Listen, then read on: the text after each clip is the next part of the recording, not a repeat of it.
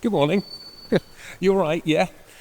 Well, just woken up in this beautiful hotel in southern Spain. That's the wrong door. This is the right one. Weirdly for me, I'm up super early and I'm getting organised and prepared and getting my bike ready because today we're down here in sunny Spain. We're in Malaga. The seafront is just down there and we're on this.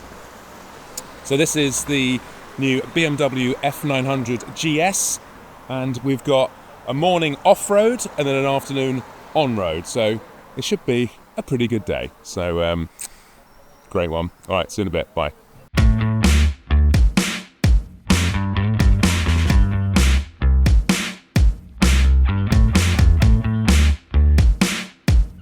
Here we have the BMW F900 GS, and today we are back in sunny Españolo to find out more about this middleweight mile muncher. There are three versions, which are the F900 GS, the F900 GS Adventure, and the F800 GS. For this video, we are going to focus on the F900 GS, as that's the only one we actually got to ride. However, I will say it's by far the nicest to look at, with the new headlight cluster and snazzy paint job. Key statistics are inline 2-cylinder motor, providing 105 horsepower, which is 10 up on the previous model, plus it's been on a diet and lost 14 kilograms, which BMW describes the effects as being particularly sporty. The main weight saving has come from the 14.5 litre fuel tank, which is now made of plastic, and the tail section has also been fettled. Plus, you get the very welcome addition of an Akropovich exhaust as standard. The off-road spec bike we are riding has the Enduro Pro package fitted, which includes the big Showa forks and ZF shock as the main features. Even if you are going nowhere near the dirt, it's well worth getting this pack just because of how purposeful and good it makes the bike look. As always, BMW offer mind-boggling levels of optional equipment, but for the F900 GS base model, it starts at £11,995, with the typical PCP deal coming in at around 125 quid a month with a £3,000 deposit. The Enduro spec bike we are riding today comes to £15,080 with the Enduro suspension and 450 quid paint job. The road bike we are riding this afternoon sneaks in at £14,100. So enough of the PDF nerdery, and let's see if an inexperienced off-road rider can manage the day without dropping it.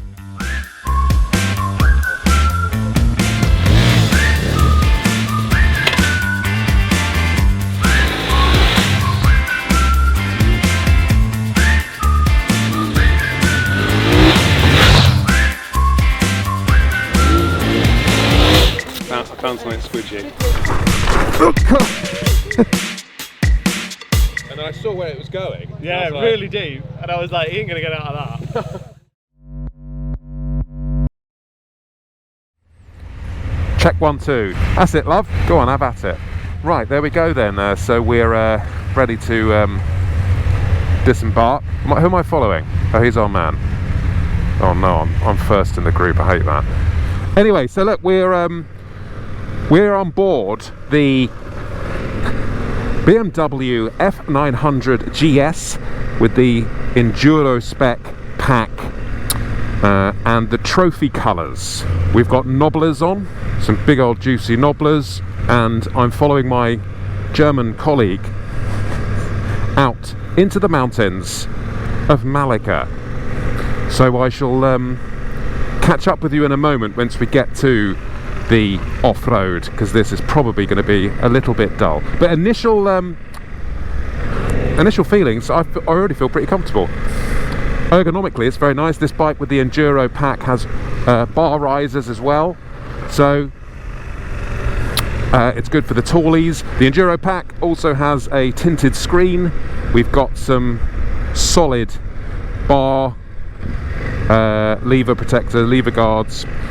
The Akropovich exhaust comes on all of the F900 GS models, as standard, which is very nice to see. And the most important difference between this spec bike is the fully adjustable shower forks and the ZF rear shock. Okay, this looks like we're getting to some off-road action by these massive great holes. God. Right, just relax, Chrissy. Enjoy some scenery and some pretty mountains. Ooh. So I am 6'4" in heels, and it's actually not too bad. This, I thought it might be quite small, but with the bar risers, it's a pretty decent height. It could always be higher, like I do have a bent back, which always makes off-roading difficult for tall people if the ergonomics aren't quite right, which is maybe why I don't like it that much, or I struggle with it a bit. The suspension is lovely, absorbing all these rocks, really quite calming. There's no panic just yet. Oh, hello. Oh, Jesus. Mate. Lovely tractable motor. This is the same motor as in the F900 series of vehicles, although the mapping has been changed to just tweak it slightly. I've got my heated grips on. I'll probably turn those off now. If I go too slow, just come past me. I think I need to adjust my foot pegs. The brake seems too low and the gear shifter seems too high. Big canyon. Oh,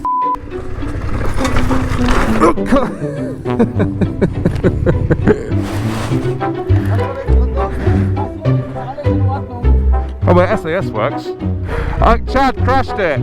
Go on, give it a go. Give it a go. Well, it just sort of slipped into that rut, and I was like, oh shit. You couldn't get out of that rut. And I couldn't get out of it. Look at that on the road fix. You're good to go again. Yeah, fine, yeah. Sorry, everyone. Okay. Right, let's try that again, shall we? Right, note to self, look where you're going, Chris. Plan your route. That's a nice bit of architecture. In the interest of a thorough test, you've got to see what it's like on the floor, haven't you, really?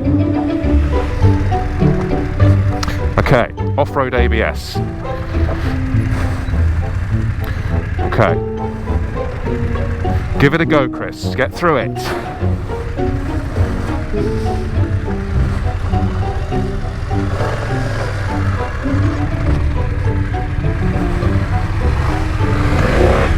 Right, need a cup of coffee. What is this bike we're riding? Is this a hardcore off-road bike? It probably not. I mean, again, I'm not an expert on the matter, but I imagine if you're a serious off-roader and into proper enduros, you'd have at least a 400 or a 450 or a 250 or something like that. Like these big ones, it's still a heavy bike. It's a travel bike, but with good off-road capability. I think that's probably where it sits. It's more of a prosumer bike, but it's very nice to know that you've got the ability to go off-road should you wish to. But yeah, beautiful, especially driving along the side of a motorway. Potholes over there. I suppose that's the benefit of that big 21-inch front wheel. It does absorb quite a lot of those shock potholes. An Enduro ABS, I can definitely feel that kicking in, which is nice. That's one kind of ABS I'm pretty thankful for right now. Okay, just relax, get down this steep hill, go through the nadgery little paths. Okay, go at your own pace, no problem. Lean back. Oh, yeah, so ABS absolutely saved the front end then, so that's good. Okay, keep going, Chrissy. Keep going, Chrissy. You can do it.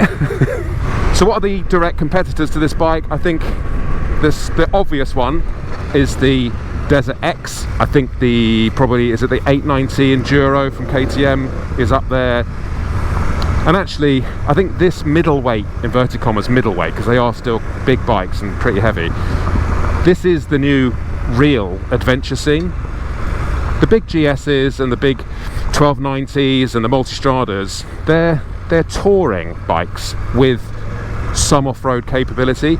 If you actually want to go off and explore, these are the things that you need more.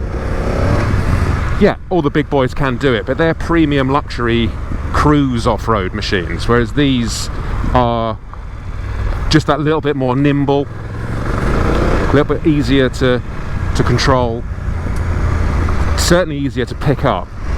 So I think, yeah, the adventure segment has naturally had to come down to this smaller capacity size, because the big boys keep getting bigger and faster and more powerful, and there's no way you really need 180 horsepower on tracks like this. Can't see. Oh, Chad, so annoying. Oh, there's a man. There's another man.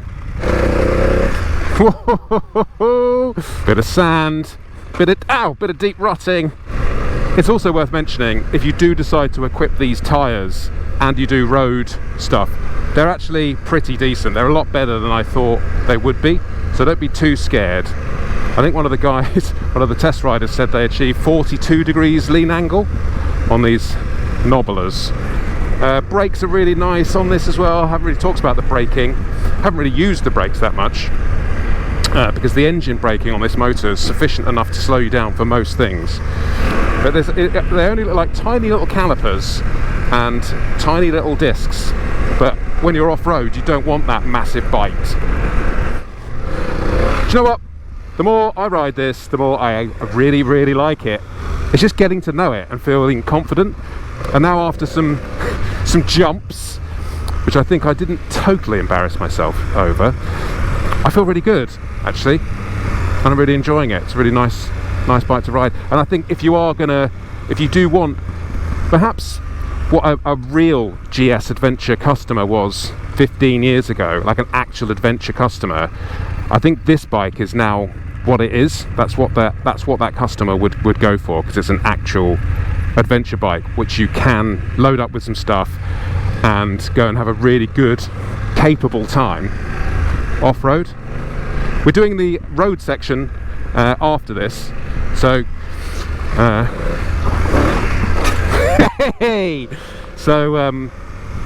I'll let you know what it's like on the road, but I think really the focus of this GS model is off-road.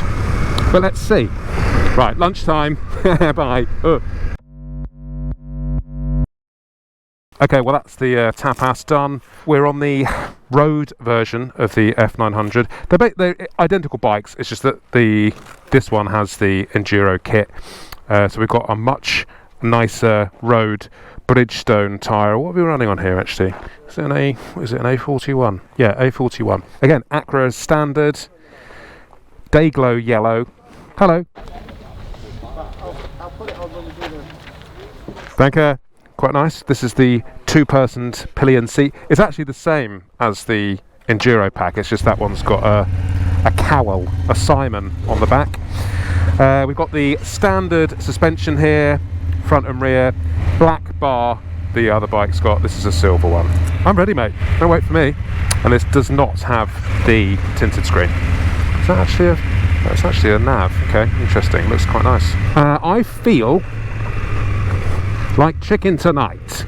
I feel like the pegs are lower and the bars are a little further forward, or maybe that's because they don't have the rise. That's why, because they don't have the risers. Okay, it might be a little noisy on here, so what I'm going to try and do is I'll do most of the conversation on slower bits, but I think this is going to be a fairly swift ride. The screen, just one quick observation, the screen that came with the Enduro spec one, the one that's got a little flip, I felt offered a little bit better protection actually. Yeah, we've got a 150 kilometre ride now to settle the sea bass. Shifter up and down, nice. Don't really want it in road mode, do we? Let's go in dynamic. It actually feels like it's got quite a lot of pep. Okay, so this is quite a nice example of a terrain which you I mean, this is actually quite slippery, which you might want to ride this bike on. It's sort of a mix of asphalt and really gravelly rock falls, and we would just come up quite a nice route, to be fair, and oh, there you go, there's a rock fall right there. And this big front wheel is nice to have on this quite bumpy and granular surface. Look at these big cracks in the road. It's not off-road, like you don't want off-road tyres, but it's nice to have a bike underneath you which is capable. This is it feels like quite an adventurous terrain, and I'm quite happy with my partner. It's still very BMW this, it's still very GS. The positioning, the dash is obviously very familiar and very good looking. It's just a very familiar, nice place to be. And the brakes have got power, but they're not too bitey. The travel of the suspension, this is the non-off-road suspension. It's definitely firmer, and it has less dive on the way into a corner, although I do quite like the dive. It felt like there was a bit more feedback from those forks. Ugh, cow. It's going to sound derogatory if I say it's a donkey, but it's still got the GS characteristic of being able, it's got your back, it's going to look after you, and it's going to carry all your shit, and it's going to be compliant and easy to ride. So it's definitely got the GS DNA. And some people don't like the big boxer twin, which is fair enough. And this is a good alternative. Still got a nice amount of protection. Still feels like I'm on a substantial bike. It's not a little sparrow-limbed thing. Still feels premium and quality. Where does the road go? I don't know. Where's all the gravel and stuff to fall off on? There. Okay. Yes.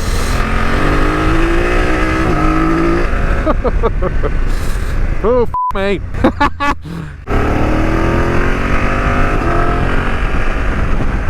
So if you can just about hear me still, this is fast sweeping sections of road now, and it's a really pleasant, really nice bike to ride. It doesn't do anything out of the ordinary, it doesn't tear your arms off, it's not too uncomfortable, it's just a really nice place to be. Oh, here we go, Chad's going to do a wheelie.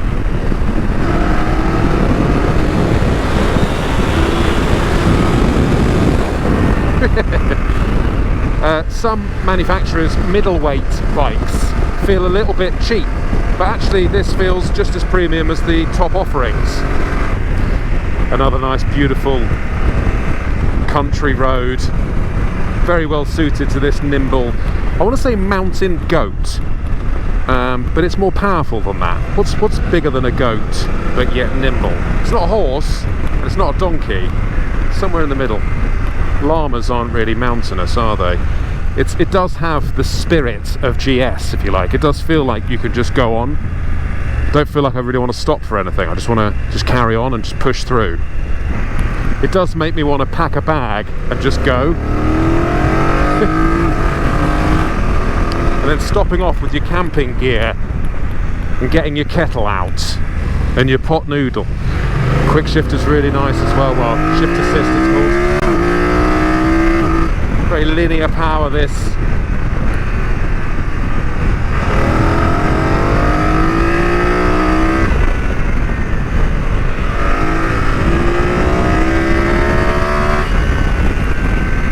Hey!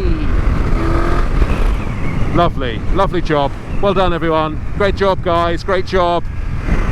As I said, it's not anything, you're not going to get off it and go, oh my god, it's so powerful, it's so fast, it's so exciting.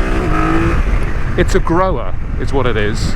I wasn't, honestly, when I got the invite, I wasn't that excited.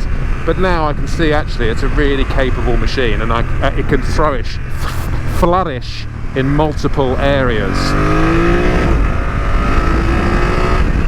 Oh yes! Oh yes! Oh yes indeed!